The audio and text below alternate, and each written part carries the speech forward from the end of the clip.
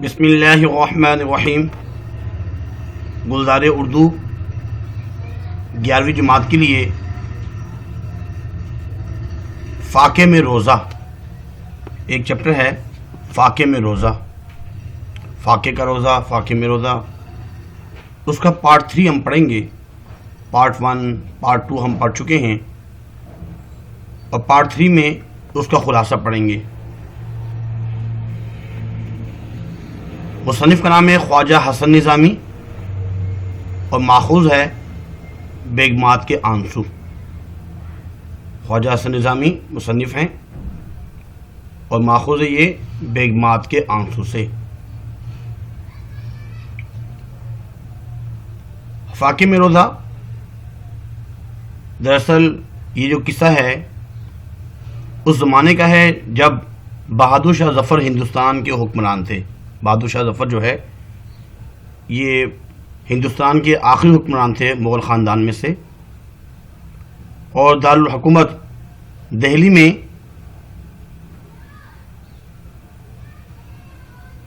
مرزا سلیم بہادر جو ہے یہ اپنے دوستوں کے ساتھ بیٹھے مردوں میں نتن خان صاحب سے گانا سن رہے تھے. یہ مکمل وہ خلاصہ ہے.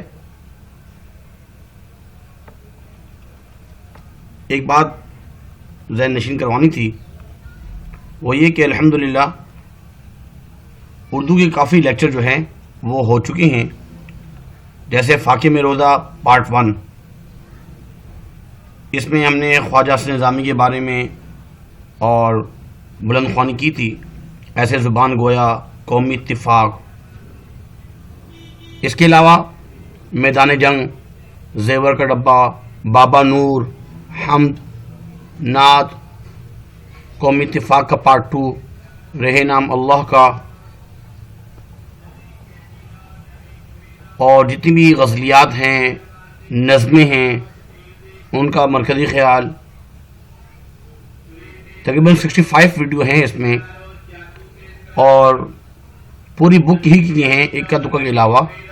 تو آپ اس سے مستفید ہو سکتے ہیں. اور اس میں نثر نگاری پر تبصرہ، شعراء کی شاعری پر تبصرہ، القابات، اور اس کے علاوہ جو ماڈل پیپر آیا ہے وہ بھی اس میں موجود ہے. تو آپ لوگ جو ہے اس سے مستفید ہو سکتے ہیں.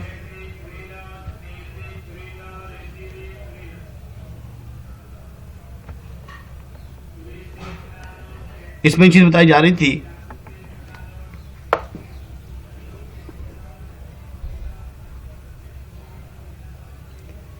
مرزا سلیم بہادر جو ہے وہ گانا سن رہے تھے اور ان کی والدہ جو ہے انہوں نے ان کو بلایا اور کہا کہ رمضان کے مہینے ہیں، رمضان کا مہینہ چل رہا ہے اور گانے بجانے کی جو محفلیں ہیں وہ بند کر دی جائے. اب ان کو ناگوار تو گزرا. ان کے ایک دوست نے کہا کہ حضرت آپ پریشان سے لگ رہے ہیں، کیا وجہ ہے؟ کہا کہ کوئی بات نہیں، لیکن والدہ نے کہا کہ وہ جو گانے کی محفلیں ہیں وہ بند کر دی جائیں. ابھی رمضان میں 16 دن باقی ہیں، یہ میں کیسے جو ہے وقت گزاروں گا؟ ایک مصاحب نے ہاتھ باندھ کر کہا کہ حضور یہ بھی کوئی پریشان ہونے والی بات ہے. شام کے وقت افطاری سے پہلے ہم جامع مسجد تشریف لے جایا کریں گے. یہ جامع مسجد دہلی کی ہے اور یہاں پہ ایک عجیب رونقیں ہوتی ہیں. خدا کے دن ہیں، خدا والوں کی بہار بھی دیکھیں گے. مرزا نے جب وہ مسجد میں گئے، وہاں پہ ذکر کی محفلیں اور کہیں قرآن خوانی ہو رہی ہے، کہیں فقہ کے مسائل اور کہیں قرآن مجید کا ورد ہو رہا ہے. ایسے بہت سے حلقے لگے ہوئے تھے. انہیں بہت اچھا لگا.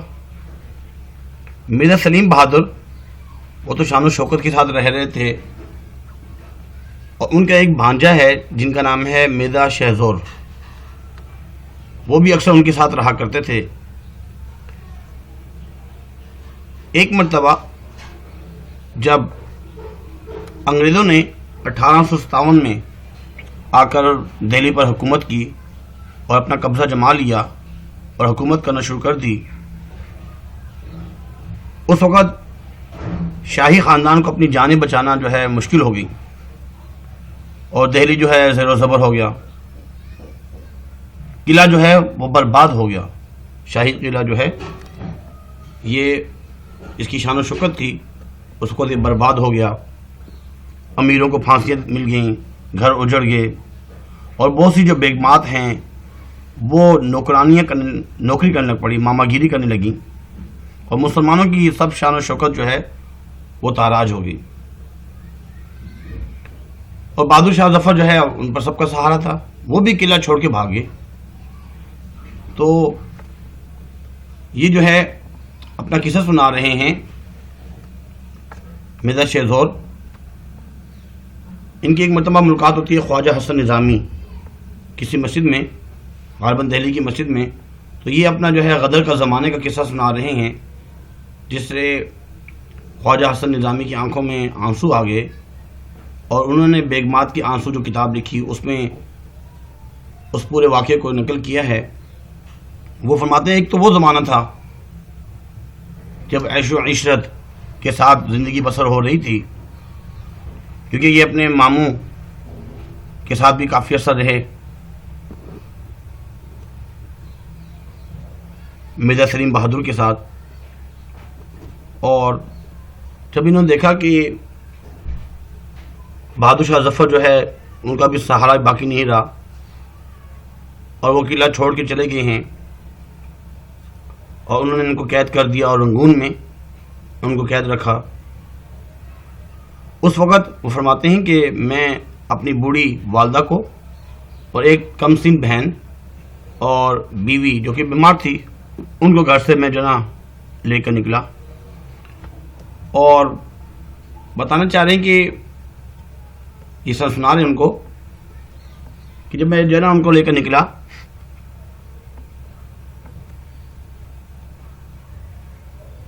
دو رتھوں میں، رتھ جو ہے نا وہ بیل گاڑیاں ہوتی ہیں، دو رتھوں میں جو ہے سامان وغیرہ رکھا، اور سیدھے جو ہے وہ وہاں سے غازی آباد کو رخ کیا۔ غازی آباد جب غازی آباد کا رخ کیا، مگر بعد میں معلوم ہوا کہ وہاں تو انگریزی لشکر موجود ہے، اس لیے وہاں سے وہ شادرہ سے واپس ہو کر کتب صاحب پہنچ گئے اور ایک رات وہاں پہ آرام کی۔ صبح آگے روانہ ہوئے اور چھترپور، دہلی کے قریب ایک جگہ ہے چھترپور، جب وہاں پہنچے تو گوجروں نے ان پر حملہ کیا اور سارا سامان جو ہے وہ لوٹ لیا، جو ان کے پاس ساز و سامان تھا، ہیرے جواہرات وغیرہ سب لوٹ لیے، مگر اتنی مہربانی کی کہ ان کو زندہ رکھا۔ ایسے ہی بے بسی کے عالم میں والدہ بھی ساتھ ہیں، اور بیمار بیوی کم سن جو ہے نا بہن بھی ساتھ ہیں، اور وہ جنگل میں ایسے کھڑے ہوئے ہیں، بڑے پریشان ہیں، کچھ سمجھ نہیں آ رہا کیا کریں۔ والدہ پریشانی میں کہتی ہیں کہ اے الہی ہم کہاں جائیں، کس کا سہارا ڈھونڈیں، ہمارا تاج و تخت لٹ گیا، تو ٹوٹا بوریا اور امن کی جگہ تو ہمیں عطا فرما دے۔ بالآخر چلتے چلتے چلتے انہیں میواتیوں کا ایک گاؤں نظر آیا، وہاں ان کو ٹھکانہ نظر آیا ملا، اور وہاں پہ بھی بڑی پریشانی رہی اس میواتیوں کے گاؤں میں۔ ایک تو مسلسل پہلے تو بیماریاں، اور اس بیماری اور پھر طوفانی بارش ہوئی، اور طوفانی بارش کی وجہ سے ان کی بیوی کی حالت مزید جو ہے بگڑتی گئی، ابتر ہو گئی، اور وہ تڑپنے لگی، اور تڑپتے تڑپتے بیوی نے تو جان دے دی۔ بیماری بھی، پریشانیاں، اتنی بارش ہوئی جو ان کے پاس تھوڑا بہت اناج تھا وہ بک گیا، بسترے بک گئے۔ پھر گاؤں کے جو چودھری صاحب ہیں انہوں نے ان کو آٹا وغیرہ جو ہے اس کا بندوبست کیا، 1 روپے کا آٹا اس زمانے میں لا کے دیا گیا۔ رمضان ابھی شروع ہوا تھا کہ 4-5 دن ابھی گزرے ہی تھے میواتیوں گاؤں میں، کہ وہ آٹا ختم ہو گیا. اب سوال کرتے ہوئے شرم آتی ہے, ایک کوڑی بھی پاس نہیں ہے. اور شام کو پانی سے جو نا روزہ کھولا, اور ابھی سحر و افطار کے واسطے کچھ بھی, نہ سحری کے لیے کچھ ہے نہ افطاری کے لیے. ایسے ہی فاقے میں روزہ رکھا انہوں نے.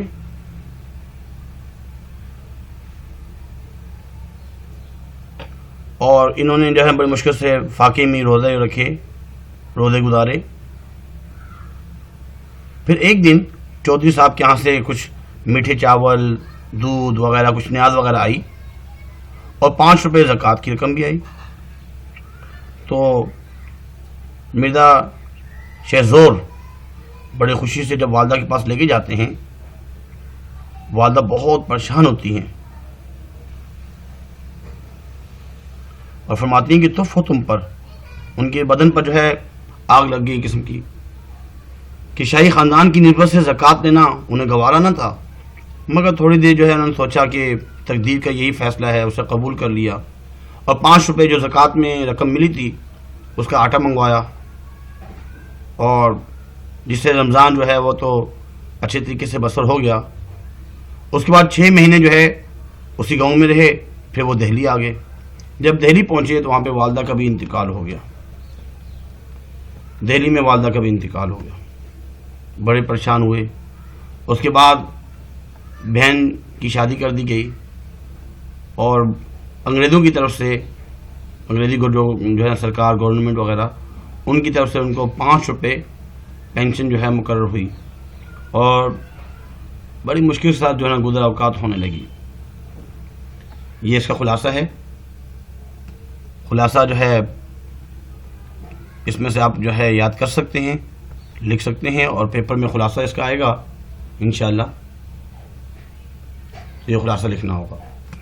بہت ایک اہم بات کی گئی, ہر گزرنے والی بات, ہر گزرنے والا وقت اور ہر گزرنے والی راحت و تکلیف جھوٹی اور بے اصل ہے, مگر اس میں عبرت ضرور ہے. تعارف مصنف خواجہ حسن نظامی, نظام الدین اولیاء کے خاندان میں سے. نام ان کا ہے خواجہ حسن نظامی, لیکن ان کی تعلیم بہت معمولی تھی. اخبارات وغیرہ میں مضامین لکھے, اور پھر نصیحت وغیرہ جو ہے اس طرح اس کے بہت بڑے ادیب بن گئے. اور جب غدر کا جو زمانہ آیا انگریزوں کا, اس وقت انہوں نے بیگمات کے آنسو, غدر دہلی کے افسانے وغیرہ جو ہے جو بہت مشہور ہیں. اور علامہ اقبال ان کے بارے میں فرماتے ہیں, اگر مجھے حسن نظامی جیسی نثر لکھنی آ جائے تو میں شاعری کرنا چھوڑ دوں. بہت ہی اچھے طریقے سے ماشاءاللہ انہوں نے نثر نگاری کی.